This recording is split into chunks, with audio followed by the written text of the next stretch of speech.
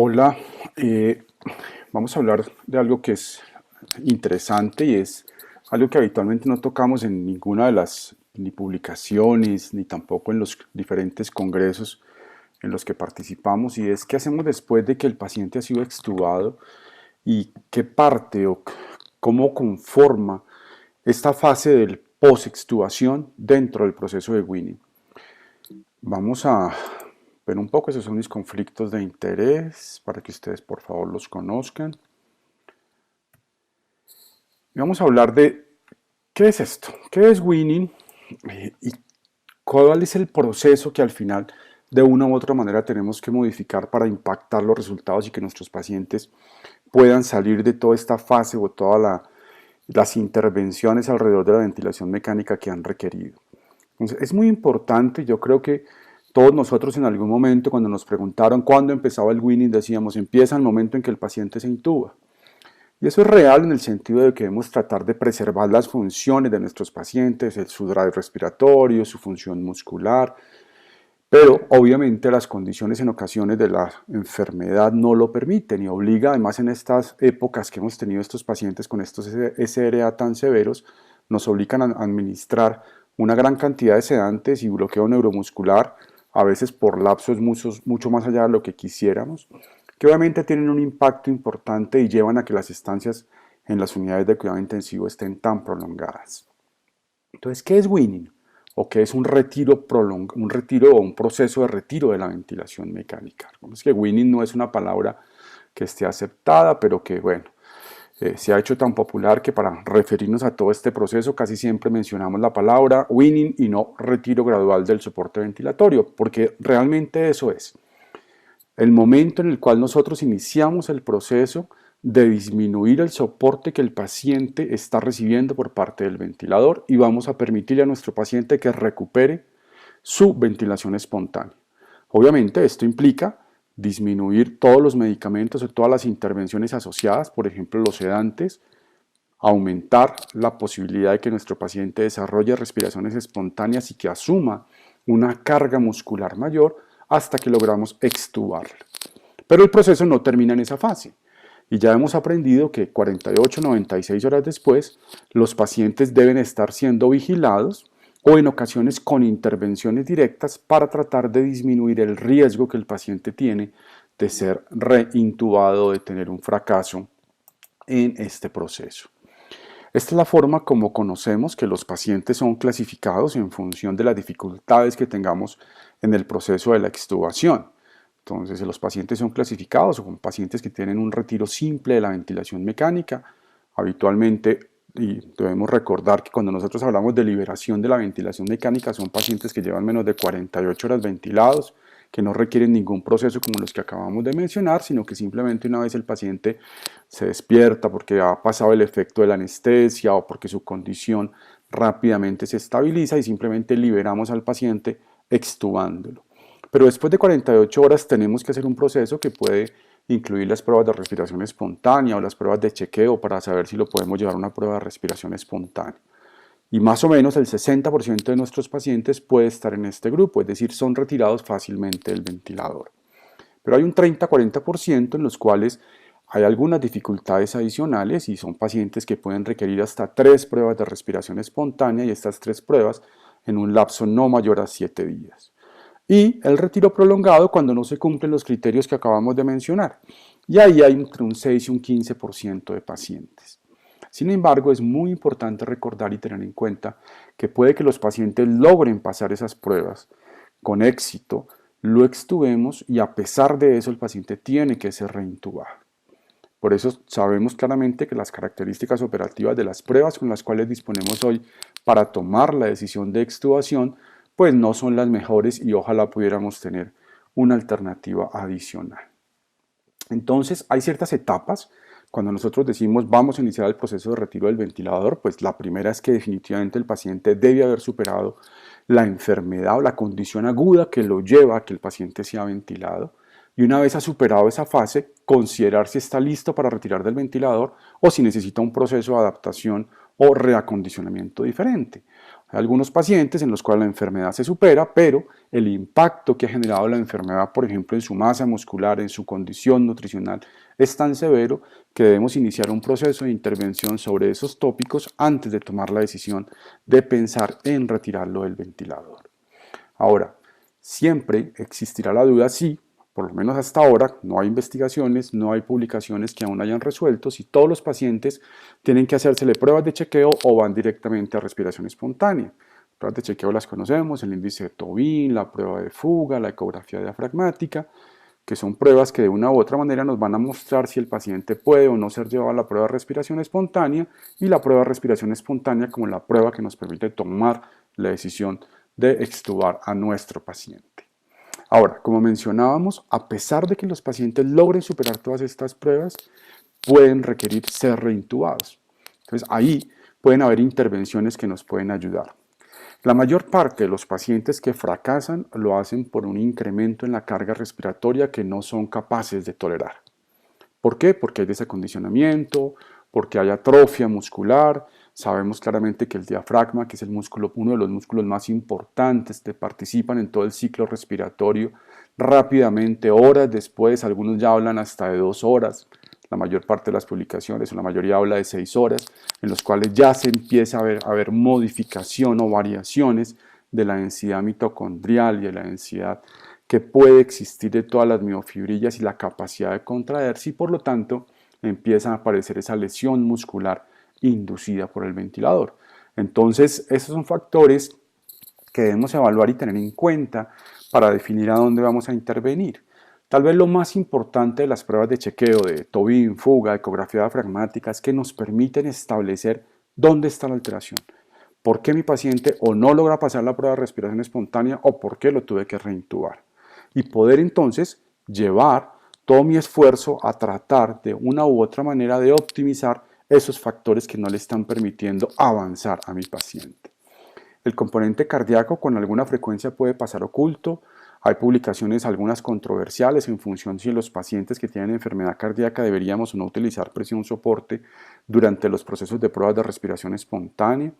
Algunos que están en contra de la utilización lo consideran que el paciente probablemente queda muy bien asistido y que dado que ese componente no va a estar cuando el paciente se extuba, ahí es cuando el paciente va a pasar o va a poder presentar el fallo o en la prueba de respiración espontánea o en la extubación.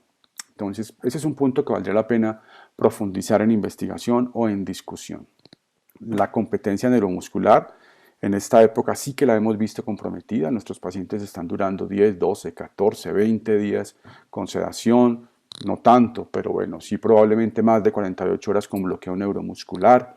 Y eso al final tiene un precio que hay que pagar en todos los procesos de rehabilitación, y por eso las estancias son tan prolongadas.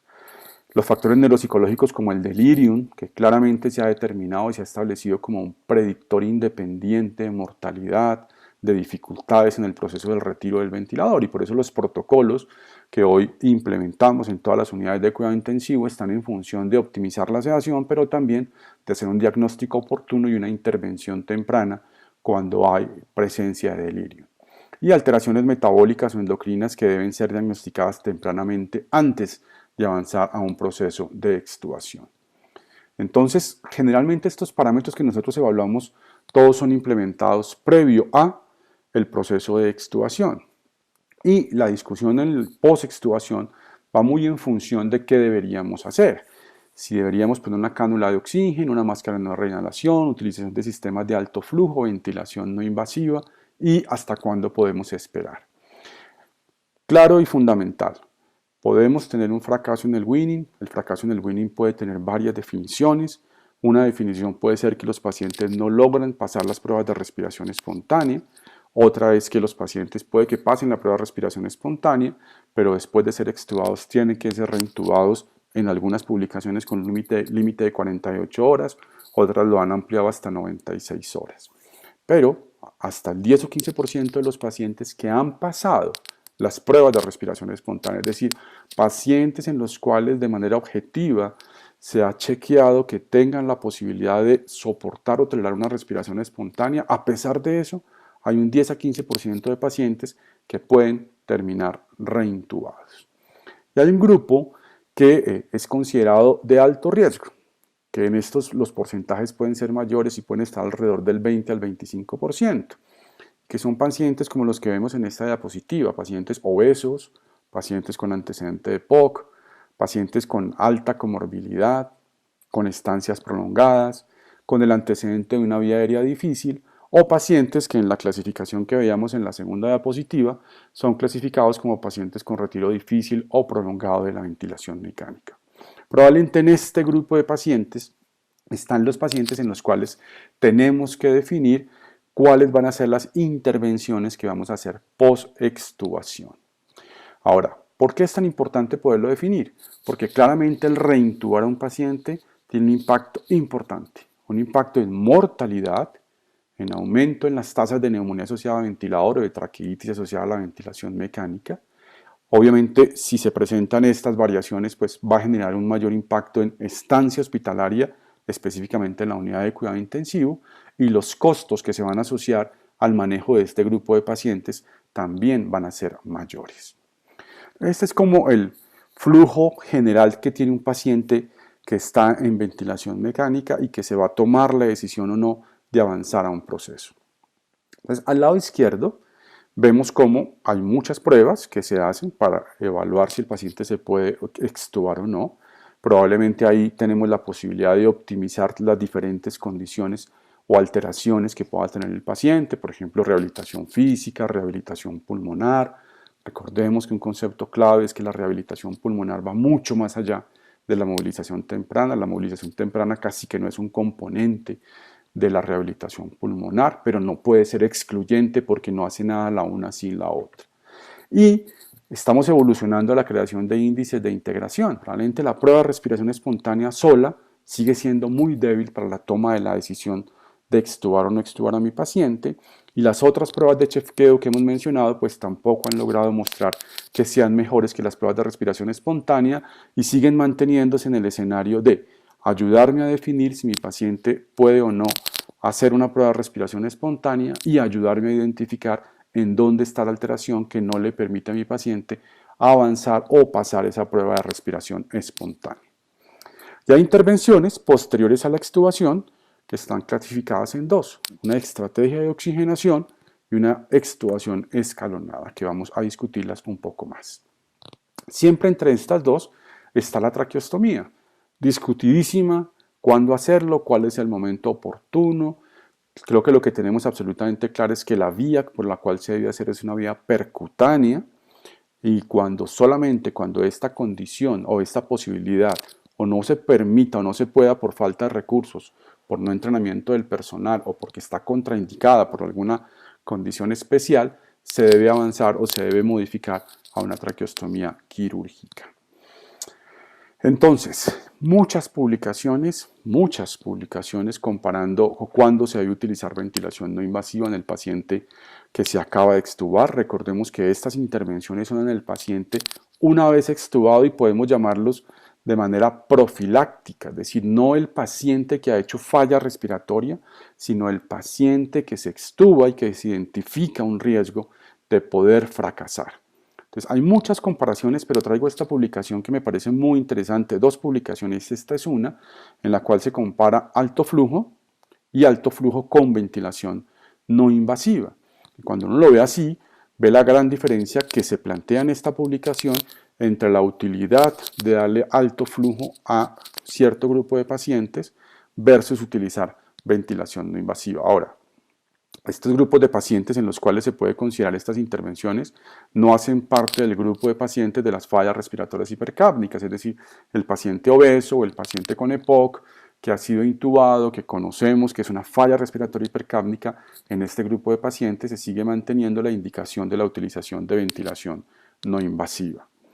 Pero después de esta publicación viene esta, que me parece muy relevante porque es una publicación en una nueva forma de hacer investigación en cuidado intensivo, que son los estudios pragmáticos, estudios de la vida real que nos permitan, disminuyendo los costos. Investigar es muy caro, ustedes ven que cada publicación termina en general recomendando que se deben hacer nuevas investigaciones alrededor de X o Y condición, pero poder hacer esas investigaciones primero tiene un costo económico importantísimo y el recurso humano que requerimos para hacer esas investigaciones no es tan sencillo conseguirlo. Entonces se ha planteado estas intervenciones de los estudios pragmáticos y específicamente esta publicación va en función de comparar nuevamente ventilación no invasiva versus la utilización de alto flujo. Como mencionábamos, si el paciente tiene un antecedente claro de hipercapnia, pues debe ir a ventilación no invasiva, pero si tiene otro tipo de patología, se considera la utilización de alto flujo. Ahí está la definición que ustedes ven de hipercapnia, PaCO2 mayor a 45.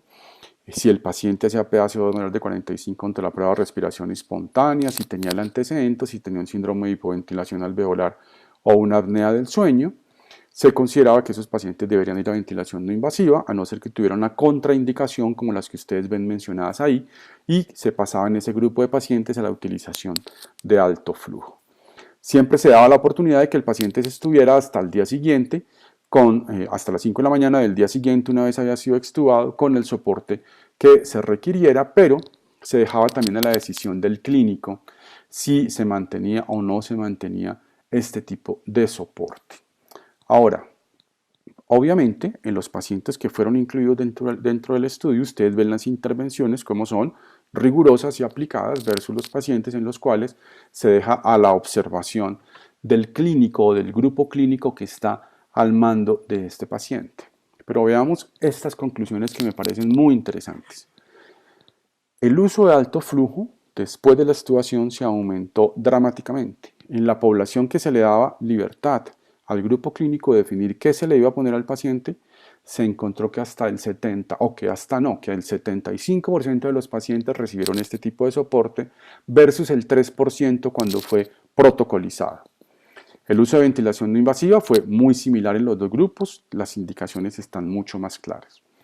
Pero cuando vemos cuáles fueron las diferencias entre ese 75 y el 3% en riesgo absoluto, fue 16 frente a 13%, sin ser estadísticamente diferente.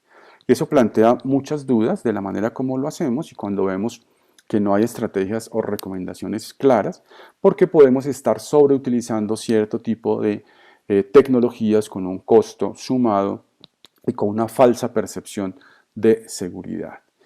Entonces, probablemente las estrategias de oxigenación deben ser un tema de amplia investigación. Probablemente aún en estos estudios pragmáticos las indicaciones y recomendaciones o los criterios de iniciar o no cierto tipo de intervenciones deben ser mucho más rígidos para permitir que al final las conclusiones nos permitan definir en qué población lo vamos a utilizar. La ventilación no invasiva no hay duda de que debe ser utilizada en falla respiratoria hipercápnica y con seguridad hay algunas poblaciones en pacientes con falla respiratoria hipoxémica que se pueden beneficiar, pero aún hay que definirlas de manera mucho más clara. Ahora, ¿qué es esto de la extubación escalonada? Claramente hemos visto que puede el 10 al 15% de los pacientes, a pesar de pasar las pruebas de respiración espontánea, pueden fracasar. Definimos en alguna diapositiva anterior cuáles eran los pacientes, esas poblaciones que tenían un riesgo mayor de fracaso, incluyendo los pacientes obesos, pacientes con EPOC, los pacientes que estaban en el grupo de ventilación mecánica, de retiro de la ventilación mecánica difícil o prolongado, o los pacientes con altas comorbilidades. Probablemente en esos grupos de pacientes hay que definir muy bien cuál se le va a dar una estrategia de intervención con un sistema de oxigenación adecuada o cuál se puede hacer o cuál requiere este tipo de intervención como una extubación escalonada. Esto también aplica en las unidades de cuidado intensivo y en las salas de cirugía. Y lo que se trata es de esto, es una vez el paciente lo vamos a extubar, pensamos que puede tener alto riesgo de requerir reintubación, dejamos una guía que nos pueda servir de dispositivo para posteriormente pasar un catéter y intubar a nuestro paciente con una suplencia de oxígeno adecuada y disminuir los riesgos asociados que se presentan. Estos son algunos de los equipos, vemos nosotros la guía, la que está en blanco, que es la guía, que es una guía completamente flexible, con una punta traumática que permite avanzarse fácilmente, el catéter y las válvulas que nos permiten conectar los dispositivos de oxigenoterapia cuando así se requiera. ¿Cómo se hace este proceso? Se introduce la guía a través del tubo traqueal. Una vez se ha tomado la decisión, nuevamente Hay que establecer cuál es la población que se beneficia, no universalmente, obviamente, y esto es en salas de cirugía o en las unidades de cuidado intensivo. Por ejemplo, los pacientes que tienen vía aérea difícil, muy probablemente esta es la mejor alternativa y puede ser una muy buena alternativa en pacientes que tienen o que han fracasado en pruebas anteriores o han fracasado o han requerido reintubación. Se pasa la guía, posteriormente se retira el tubo y se mantiene la guía, y se deja monitor y se deja la guía colocada mientras el paciente se mantenga con el riesgo en las 48 o 96 horas que hemos hablado. Si el paciente requiere ser reintubado, se debe avanzar un catéter, que es como lo que habitualmente hemos conocido y hemos utilizado, un catéter que además nos permite administrar oxigenoterapia. Se retira la guía y sobre ese catéter se avanza el tubo traqueal administrando oxígeno de manera continua para disminuir las complicaciones. Esta es la forma como quedaría. Ustedes ven la guía con el Tegader y ven la guía que puede ser por vía nasal o por vía oral dependiendo de la condición del paciente y de la comodidad del paciente. Obviamente estas intervenciones también deben ser parte de los procesos de educación. Cuando intubamos en el manejo de la vía aérea, es una de las herramientas que debemos conocer, que debemos compartir con todo nuestro personal de formación. Pero para finalizar, es muy importante reconocer que los procesos después de que el paciente ha sido extubado deben continuar. Habitualmente nosotros dejamos los pacientes 24, 36, 48 horas después de extubados en función de evaluar si sí o no vamos a tener un proceso exitoso. En ese momento debemos evaluar las posibilidades que tenemos, que pueden ser oxigenoterapia, va a ser la mayoría de los pacientes, una población específica para ventilación no invasiva, una población para sistemas de alto flujo que debe definirse aún de manera mucho más clara, pero probablemente son esos pacientes con falla respiratoria hipoxémica que los sistemas de bajo flujo no logran garantizar y mejorar o su trabajo respiratorio, los índices de oxigenación, o las estrategias de hacer una extubación escalonada, dejando una guía que nos permita reintubar a nuestro paciente si el riesgo es alto en el caso de presentarse un fracaso o falla en el proceso de extubación. Muchas gracias.